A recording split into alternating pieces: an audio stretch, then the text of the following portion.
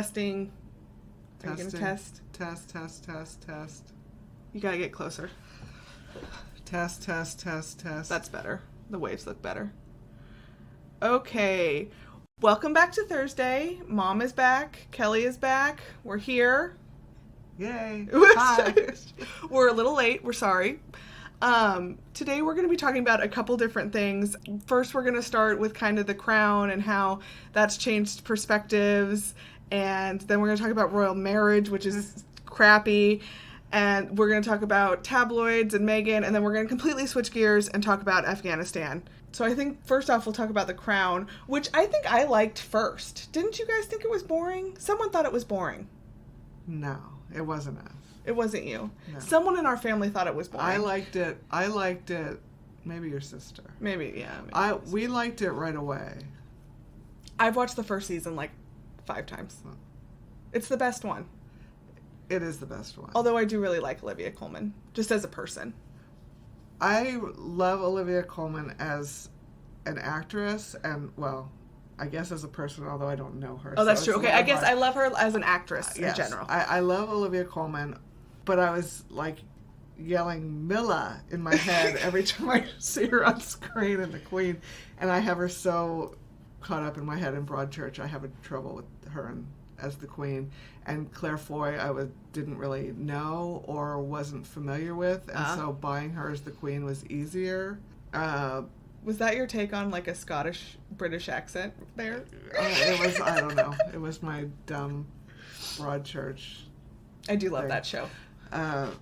Me too, especially also the first season, and only the British version. The American one was horrible. Oh, I've never seen that one. Anyway, I think it was easier for me to buy Claire Foy as the Queen.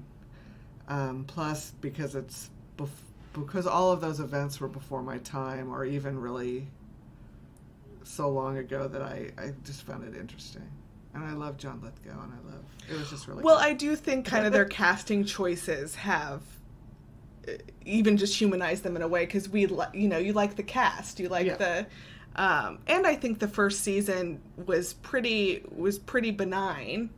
It wasn't, I think, until the second season that they started talking about the allegations that Prince Philip wasn't the best husband in the whole world.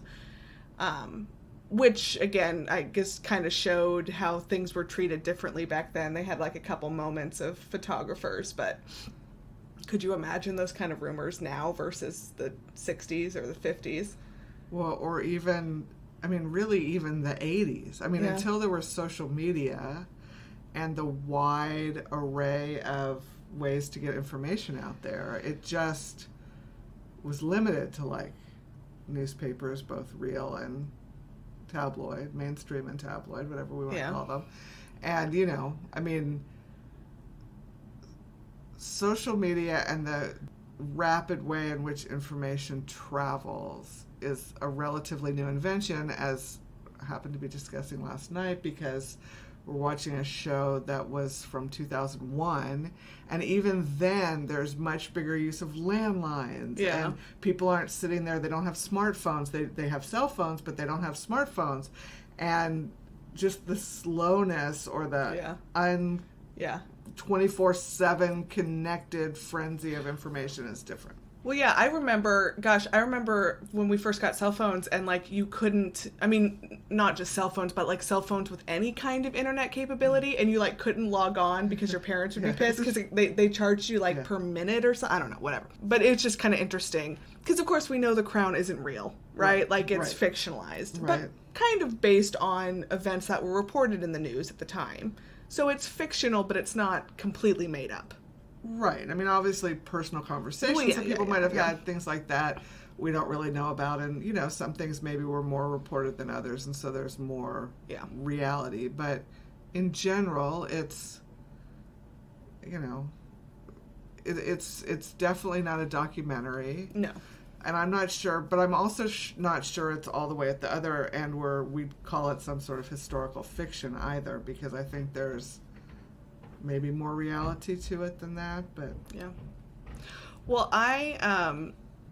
it was funny because I think the season coming out is season 5, so this last season was season 4, So the season before that, season 3, I think they really humanized Charles, and growing up with those very cold, distant parents.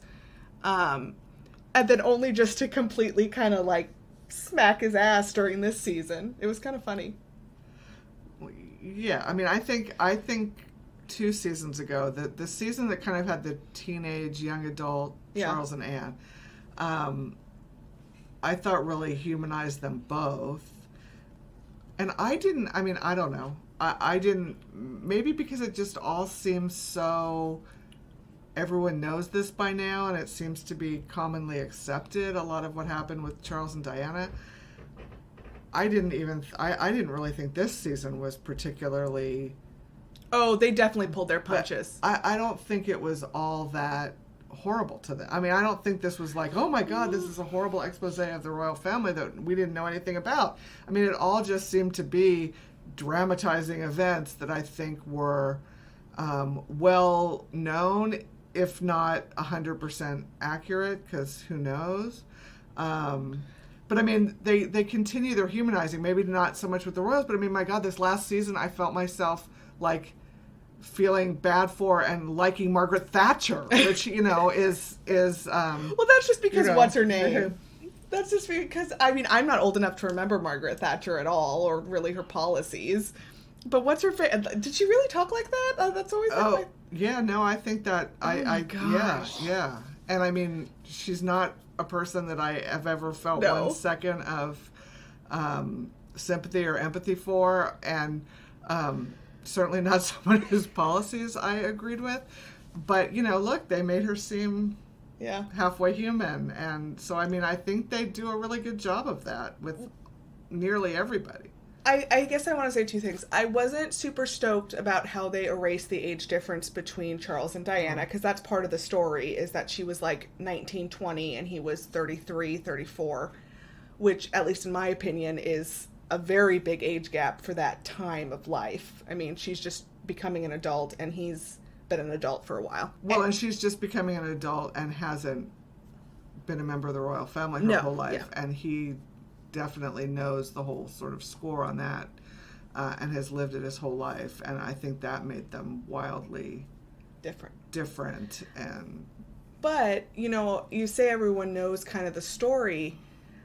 The response that this last season of The Crown got on social media, which is, primarily, especially like on TikTok, which is almost all young people, definitely, I think, surprised people about how upset, we can't figure out what this latest generation is called, Generation Z, Gen X, whatever. Not Gen X. It's Gen X is almost my age. You're a baby boomer. Barely. Okay. People were pissed on TikTok. Like, they were Charles and Camilla had to turn off their comment sections on Twitter and Instagram, I think, because people were coming after them so hard. I think The Crown kind of introduced the whole Diana thing to people who don't remember any part of it. Well, and that may be. I mean, maybe that's just a matter of perspective. It didn't seem to me all that, oh, wow, that's shocking.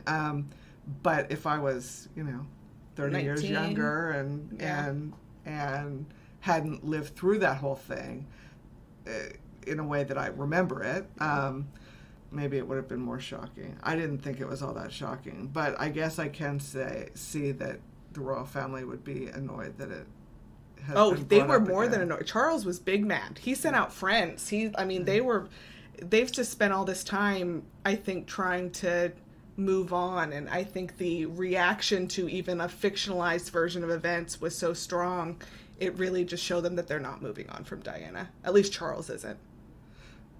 Well, and maybe he's as his own presumed reign gets ever closer, it's sort of bad timing to have a new generation learn about the past. You said something a while ago, maybe not a while ago, I don't know, that so many of the royal family's problems could have been fixed if people had just been allowed to marry who they wanted to marry in the first place, which I think is kind of true. Well, I mean, it seems to me there's clearly been issues over the years. And I mean, obviously, had Edward not abdicated, I'm not sure anyone would care that much about Elizabeth's children's marriages, for sure, or her sisters, or any of the others that seem to perhaps have gone awry. So that's kind of the original, at least in the 20th century, of a marriage, completely, or not a marriage, or a marriage that wasn't going to be allowed, altering the course of the monarchy and the royal family in England. Well, Wallis Simpson's kind of hard because it would have altered things if he had stayed king, but, I don't know how old she was at the time. I'm not sure they would have had children. So Elizabeth might have ended up the heir regardless. And now we know about the Nazi stuff. So, those two are kind of interesting. Well, yeah, but I mean, they were both kind of flirting. Oh, no, I'm not saying just her. Both the Nazi stuff. Both of them were at least, not as appropriately horrified by it as they should have been, and their friends were perhaps not the most well chosen. But I mean, I don't know how much of a difference that would have made. I mean, I don't think. Well, I don't know. I don't know what would have happened, or it would have been interesting what would have happened if all that had come out because I mean, it came out when he was still alive, so he would have been king. If British people had found out their king sidled up to Hitler pretty hard during the war. But would he have done that had he been king? He seemed to believe in it. I mean, those papers are nasty. I'm not sure he would have. But I mean, he kind of, at the time, had a little bit of a gripe, I think, against England that maybe he wouldn't have had he been king. Maybe. I mean, I think it changed his attitude towards. Yeah. I mean, I think he was bitter, and he was very bitter. Disgruntled, and probably didn't hold his, country in the esteem that he would have had he been king. So one would like to think that perhaps he wouldn't have gone down that road. But I mean, who knows? I mean, maybe it could have been disastrous. I think, not only for Britain but for the world had he been king and had he gone down that same road. Yeah. Well, they do give Elizabeth's father credit for staying. I mean, they stayed in Buckingham Palace, and people have given him credit for that he really kind of like shored up the war effort by not leaving, because they wanted him and the family to go to Canada, and they didn't. So I mean, two kind of trigger points in history. A, if they had been allowed to get married and he stayed king, it would have been interesting, because he lived a lot longer, so Elizabeth wouldn't have been queen until much older, which I think would change things. Because I think one of the reasons everyone likes her so much is she became queen when she was 25. Right. So if he had, because I think he died in like the 80s. Yeah. Although again, you never, the whole butterfly effect. Well, okay, but, sure. You don't know what would have happened had he had the pressures of being king, and. But also, the British people might have found out that their monarch was not quite a Nazi, but not exactly not. Right. Well, yeah. And like I said, I mean, had he actually had those same sentiments as king, it could have, really screwed up. It could have altered the course of the war, arguably. Well, so the next one is a little bit easier, and that's Margaret and Group Captain Townsend. Is that how I think that's how they say it in The Crown? Yeah. Which this one actually to me is the saddest, because there was no reason why they couldn't get married. There was absolutely no. I mean, Elizabeth already had children. Her line was established. There was no reason they couldn't get married. No. I think they didn't, they come up with all these excuses, but I think in the end they didn't want it to look like she was marrying the help. Well, that could be. And it was early enough and Elizabeth was young enough that I think she was still probably trying to do what she thought she should. Yeah. Instead of, maybe thinking about it a little bit and being willing to go out on a limb a little bit more. Well, because, I mean, so their dad died in his, I think, 50s, but he was a heavy, heavy, heavy smoker. And, it's been alleged that being king stressed him out very much, which, I mean, it would anybody, but especially him. But, I mean, the Queen Mother died at like 101 I thought she was like 103. She was over 100 years old.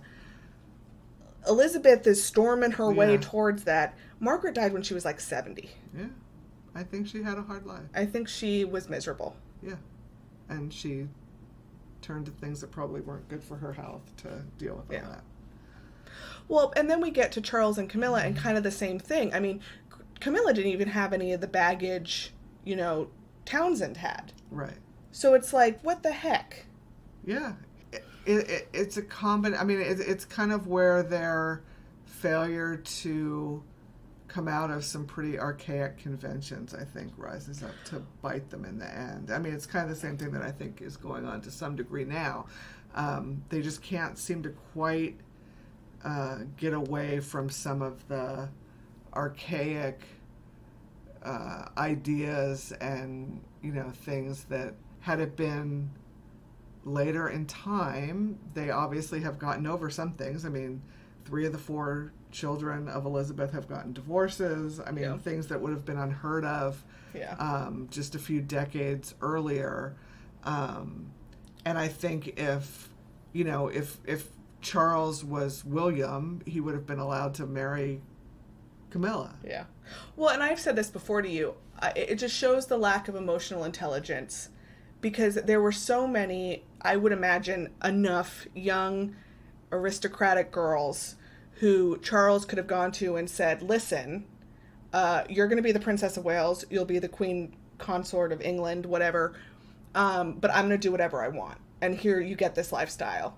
And I am sure there would have been plenty of women who would have gone, okay. That's most likely true. Instead, he went after this 19-year-old, supposedly because she hadn't had sex before, which is lovely, and was naive and pretty and blah, blah, blah. And they knew her family, and she was acceptable. And I think he probably was operating under some sort of an ultimatum, and so he made quick work of it, and she was available and seemed appropriate, and they probably thought that she was young and naive and moldable enough that she'd be fine with, whatever she was given. Yeah. It's interesting because, Meghan Markle's friends, she said this, told her not to marry Prince Harry, that the tabloids were going to destroy her life, which turned out to kind of be true. Well, they tried anyway. Well, they tried. I mean, the only reason they didn't is because they left. Yeah. I mean, it does seem, I don't know, certainly in the last several decades, marrying into, I guess, that family in particular, I mean, just, doesn't... Specifically as a woman, doesn't seem great. Doesn't seem great, and seems like you're going to get the short end of the stick all the time, and when you add in her Americanness and the fact that she was not white, just magnifies things by a lot, I think. Well, and I think, too, that she was, of age. I mean, right. Diana was like 19. Kate and William met when she was like 19, and she held on for 10 years.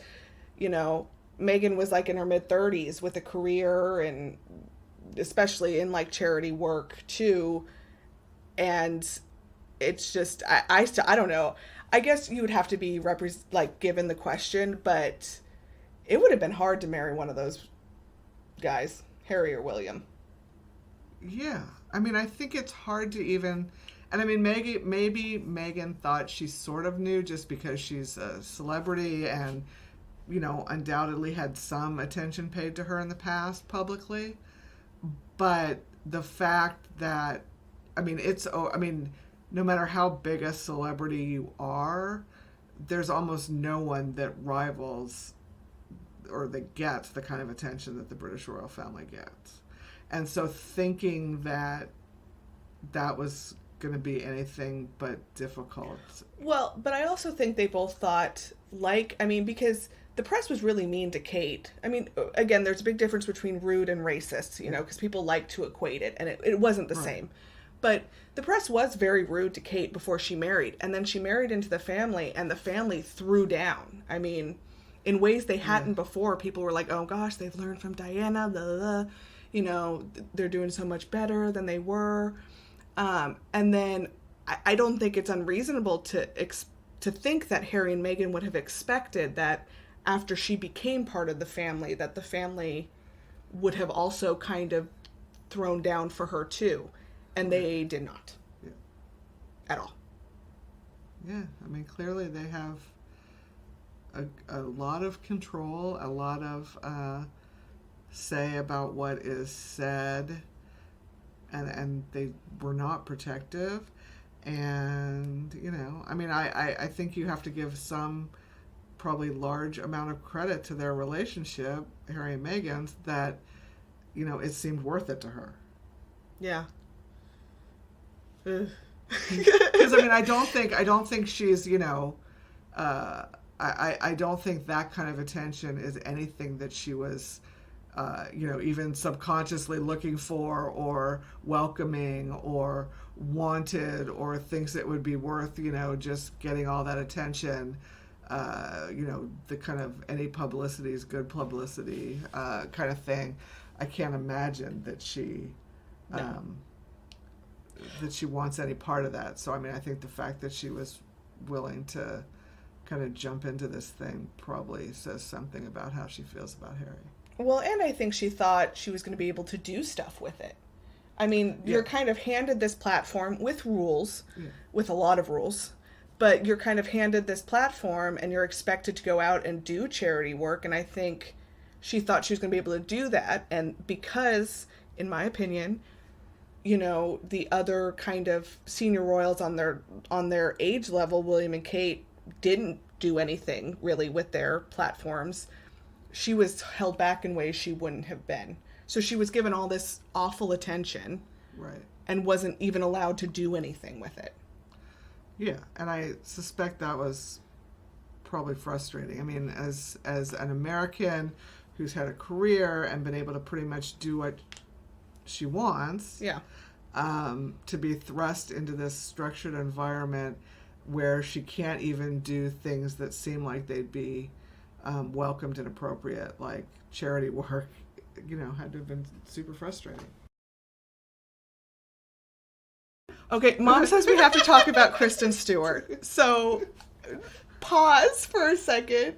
I thought the still was before beautiful. Before we talked about anything serious, I wanted to talk about something that's not serious. Really, probably the silly. Artwork is beautiful. That poster they put out. It is, except that the very first thing I saw on it was about she's not looking at the camera because she knows what a horrible mess this all is. Oh my god!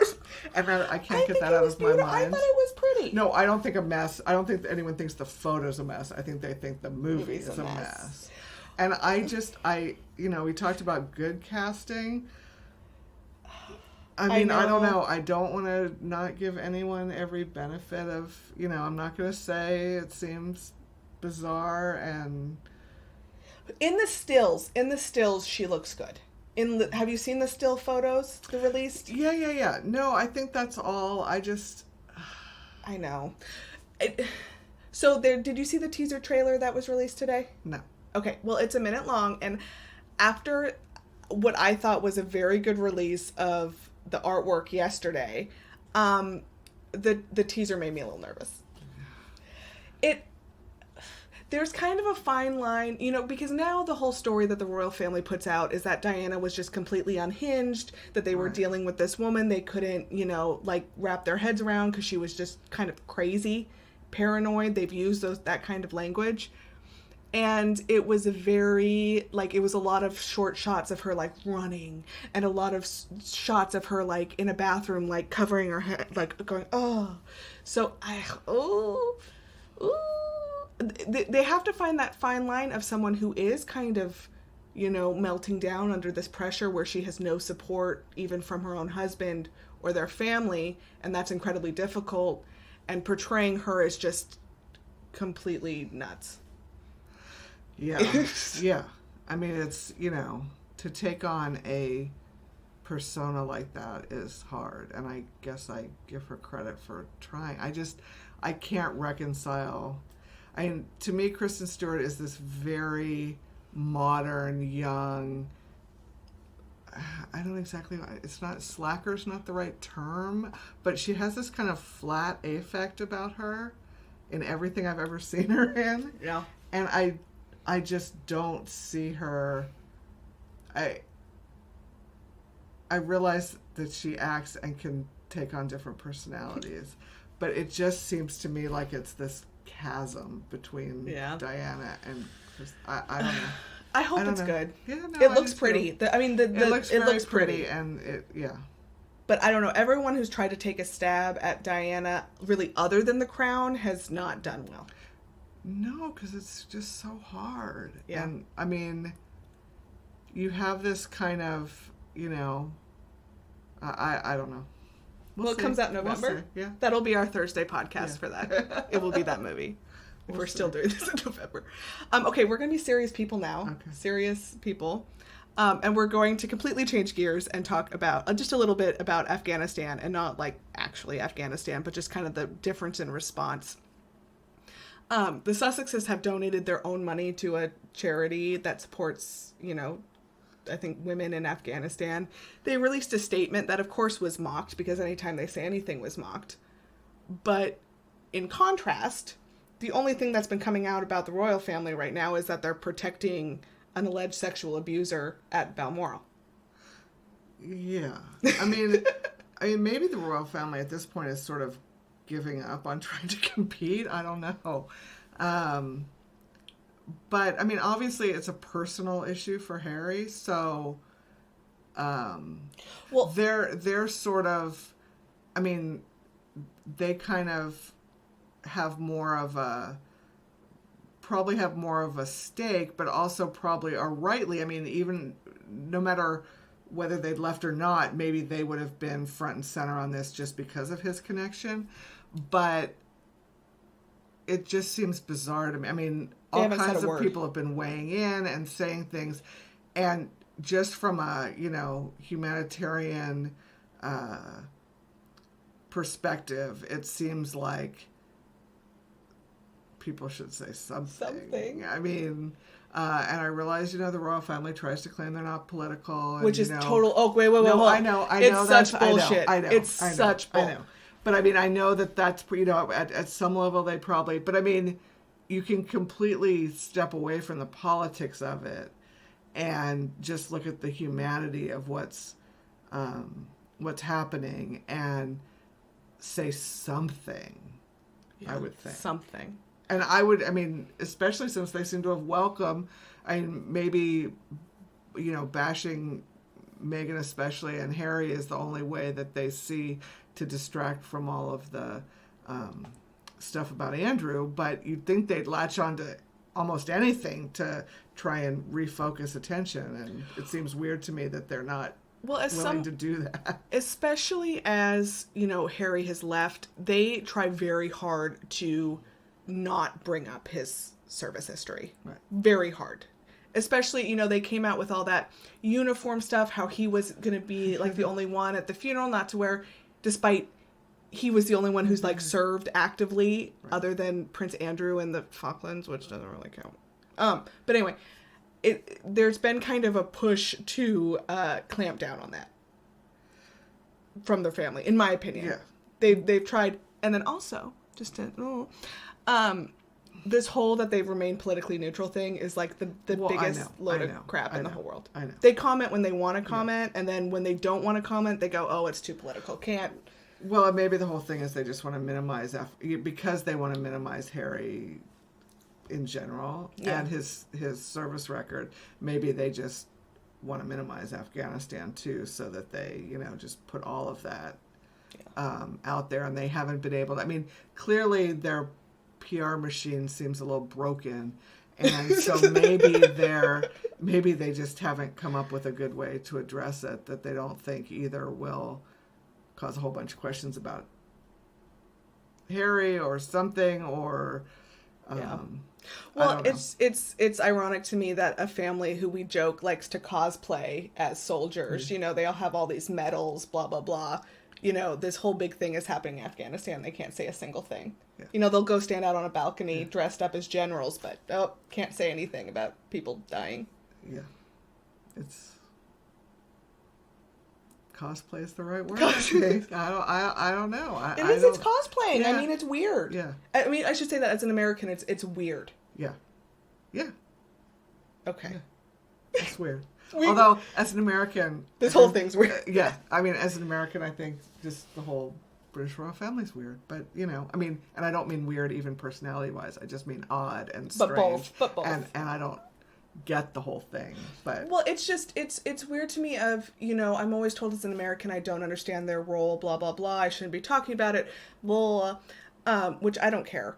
But it just seems to me that if they're not going to say, I mean, because, you know, UK service people died in Afghanistan, and they have nothing to say. Like, they're supposed to be, like, the leader or, you know, the head of state of a country where soldiers died, and they can't say anything. They're holed up at Balmoral with their son who's... Well, and it's just... I don't know. Come on. It's like, weird. Right? Yeah. It's weird. It's bad. Yeah, and I mean, this is why I say the whole PR thing seems to be a bit broken, is because they just either take no steps or missteps, and there don't seem to be any... It seems like there's occasions where they could put the right foot forward, and it just doesn't seem to happen, at least from what I see over here. Well, during BLM, I mean, there were riots in London, and of course, you know, Black Lives Matter is a politically charged topic, which it shouldn't be, but it is. But, you know, right as the time that they're being accused of being racist, of chasing out their only person of color... You know, there are riots in London. Not a single senior member of the royal family said a thing. Not even like we feel bad for the people getting like trampled in the street. Like there, you could find a middling statement, right? But apparently they can, and whether it's like, well, they can or they won't. Yeah, yeah. Well, yeah. But I mean, it looks weird bad. Not to say anything. It looks bad. You know, I don't know. I don't know either. It's weird. It is weird. I don't, especially if the point is that they're kind of symbolic and that, you know, they're there to like, at least in part, to sort of, you know, talk to the country, comfort the country, do something. You'd think when things happen that are bad, whether directly in Britain or in the world in general, that maybe they'd have something to say. But that's what I was going to say. The royalists will say they're on vacation, and that makes me just want to, like, I don't scream. I mean, they're on vacation the whole year. Oh, yeah. Yeah. They can't come out and make a statement about Afghanistan because they're on vacation for the whole month of August. Yeah. Like, why do you people pay for these guys? Right, just... And that's what would drive me nuts if I was actually a, you know, tax-paying Brit. But... All right. Well, this one was fun. Kind of random, but fun.